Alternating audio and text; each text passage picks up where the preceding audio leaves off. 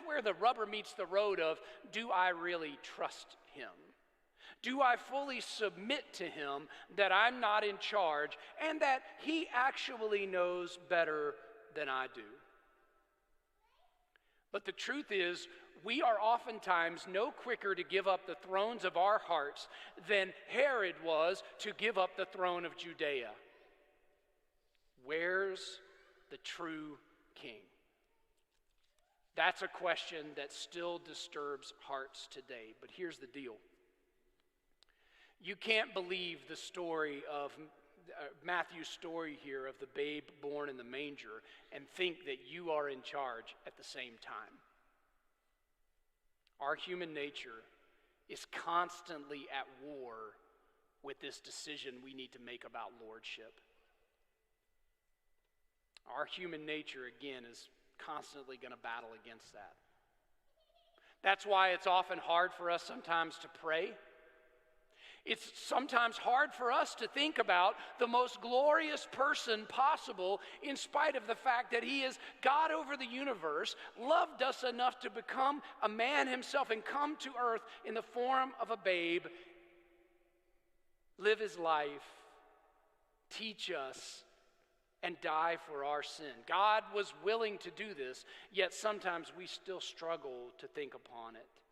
We still struggle to cede over lordship. We're all guilty of it.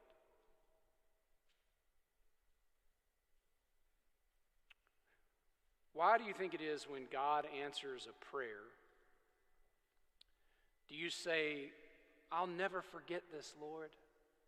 I'm always going to remember what you did. I'm always going to remember how you helped me. Or how often do we say, Lord, if you'll just help me this time, I know I've been doing this, I've been doing that, I'm a sinner, please just forgive me and let there not be repercussions of the foolishness that I did. And the Lord answers that prayer. He's answered that prayer many times for me and for you. And then at the conclusion of that, what do we also say to God? I'll never do that again. I'll never do that again. How many of y'all have ever done that again? Yeah, it's our nature. In Romans 7 verse 15, Paul also says there, I do what I hate, I do. Right? The sinful nature is constantly warring for the battle of your soul, for the throne of your heart. It's a real thing. There's a little King Herod in each of us. And it's hard for us to see it that way. And I don't want you to leave this morning, hopeless or depressed or think of yourself as awful people. I don't think that's purposeful. It just means that we actually have to be way more intentional than we've been about spiritual growth, about prayer, about accountability, to overcome our less than godly mindsets and to fully do the part we need to be doing of declaring and living as Christ is Lord of our hearts. I'll finish this point with this particular thought. If you want Jesus, please listen. If you want Jesus to come into your life, he comes in with authority. He comes in to tell you what he wants, not for you to tell him what you want.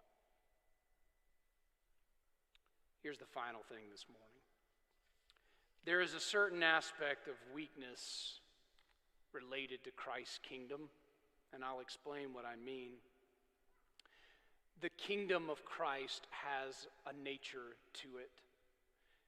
A surprising nature for a lot of people, and certainly it was surprising for the ancient world. Most of you in this room know this. People were expecting that when the Messiah came, he would come with a great military power. He would come with a great earthly power and conquer other earthly powers in a way that was tangible to those who expected it. But the real nature of Christ's power is the power over your heart and over the hearts of man. It's very important that we understand that nature, what it looks like, how we give ourselves over to it, and how it's different oftentimes than the world thinks about power. Remember, Jesus was not merely born in a manger stall in the backwater of Bethlehem. He was raised in a town that actually had even more humble roots. And this is a really important part of the story that sometimes we just sort of glaze right over. He lived his life in Nazareth, as I mentioned earlier. Matter of fact, when one of his early disciples is first introduced by another disciple of Jesus to the idea that the Messiah had been found. He's been found, and he's been found in a place called Nazareth. That disciple's first thought when he hears about this is, can anything good come out of Nazareth? That's how people thought of Nazareth. It doesn't say, oh, finally our king has come. It's, can anything good come out of there? One of the things you need to think about when you're thinking about the nature of the kingdom of God is that everybody in Judea looked down on Nazareth. It was the wrong side of the tracks. But so much a part of this lesson that we learn at Christmas time is that God can use the lesser things of the world to teach us some really powerful lessons about true power, about what it actually looks like. We see it all through the Bible.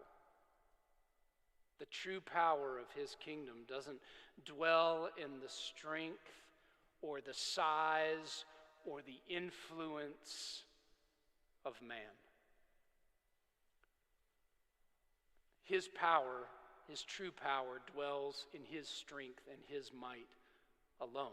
It's bound up in the power of God, not of you and me.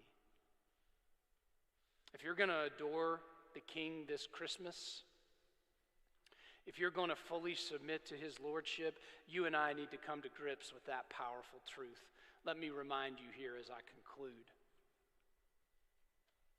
God dispatches Goliath not with a bigger giant, right? Y'all think God could have come up with a bigger giant to take out Goliath? I think he could have. But he doesn't, does he? Nope. Uses a little shepherd boy, the least of those